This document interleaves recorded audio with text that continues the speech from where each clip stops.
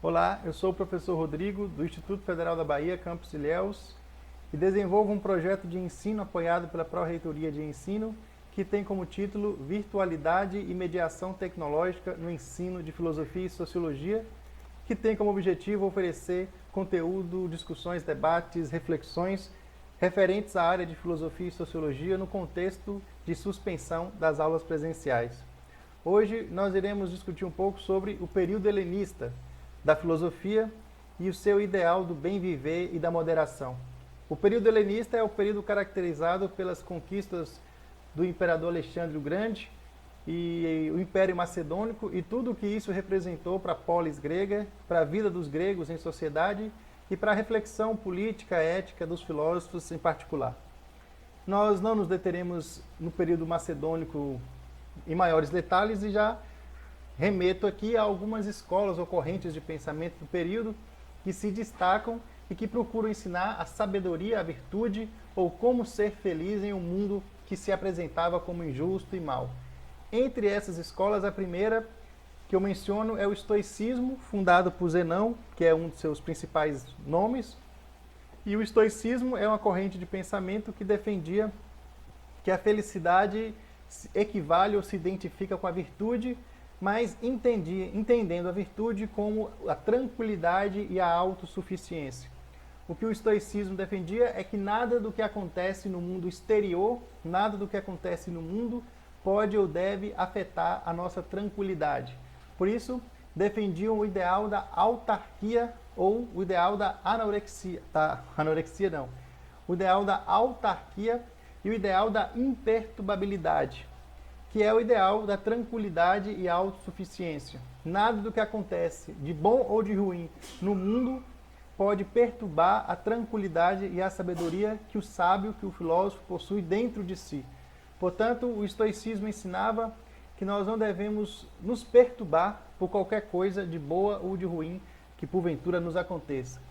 Por sua vez, o cinismo é uma escola cujo nome da escola em grego significa como um cão, que é uma filosofia ou uma corrente de pensamento fundada por Antístenes, mas que tem como principal ou mais conhecido representante o filósofo Diógenes.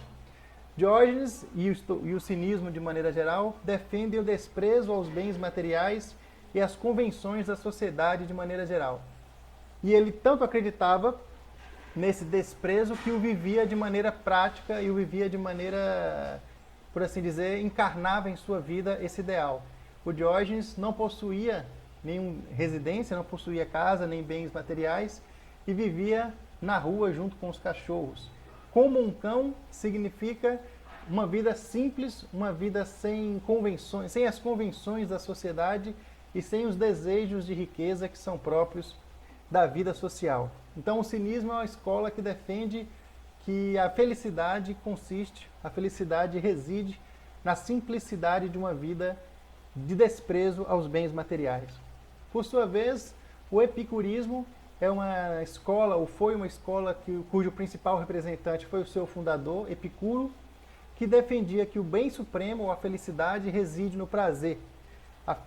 Ser feliz significa viver o mais possível ou obter o máximo de prazer possível e o mínimo de dor possível.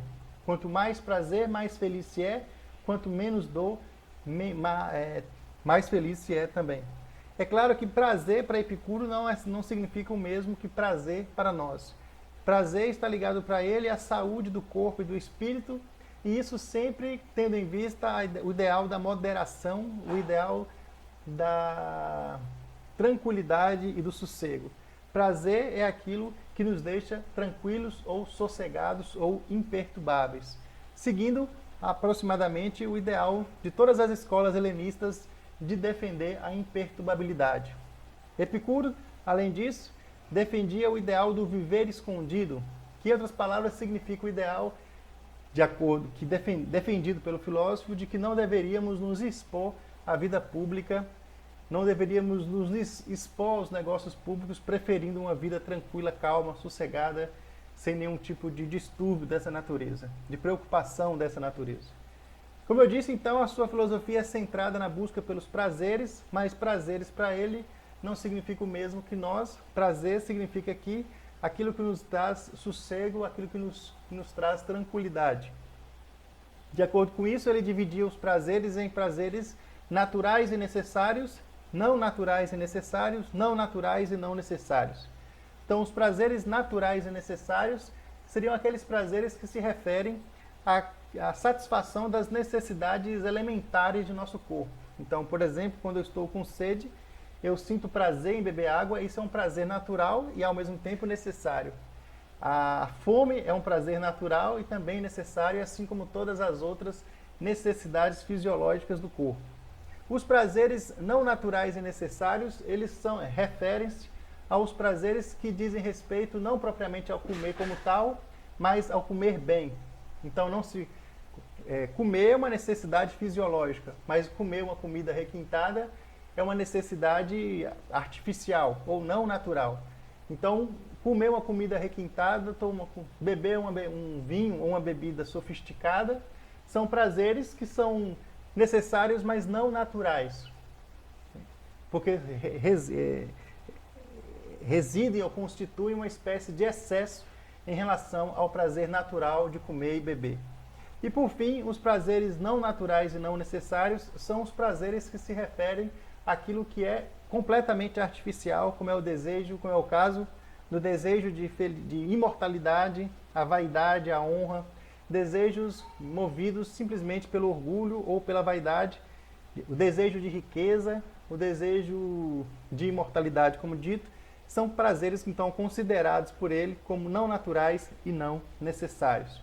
O ideal da vida de Epicuro, portanto, é satisfazer-se com o que se tem e diminuir, portanto, sua cobiça, já que a riqueza, por exemplo, não é um prazer natural e nem necessário. Por sua vez, e por fim, o ceticismo é uma escola fundada por Pirro, que defendia o constante questionamento, ou, em outras palavras, a suspensão do juízo. Para os céticos, não é possível dizer o que é a verdade de maneira última, absoluta. Nós não temos acesso à verdade definitiva e absoluta. Nós temos acesso apenas a verdades parciais. Por isso que o filósofo deve, na perspectiva do ceticismo, suspender o seu juízo em relação ao que é melhor ou pior, chegando ao cúmulo, inclusive, da indeterminação em relação a decisões como, por exemplo, se é melhor ou pior ser bom ou ruim, ser honesto ou ser desonesto. Não há, para os céticos, um critério que consiga estabelecer com absoluta certeza o que é uma coisa, se uma coisa é certa ou preferível em relação à outra.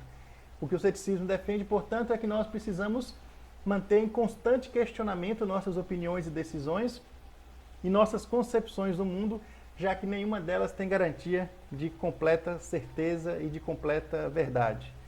Enfim, as escolas do período helenista, decorrentes, portanto, das conquistas de Alexandre, representam uma espécie de interiorização dos filósofos que não podiam mais discutir as questões políticas referentes à sociedade de maneira geral e, portanto, se voltavam para o interior do homem, por assim dizer, tentando encontrar em seu interior aquilo que o torna, o que o deve tornar feliz. De maneira geral, todas elas defendem que a felicidade está dentro do indivíduo e não fora. Portanto, a felicidade não reside nas riquezas, na honra, nos bens materiais, nada disso que pode nos afetar exteriormente, porque a felicidade se encontra, ao contrário, dentro de nós. Beleza, pessoal? Mais ou menos isso, e espero vocês numa próxima oportunidade. Valeu!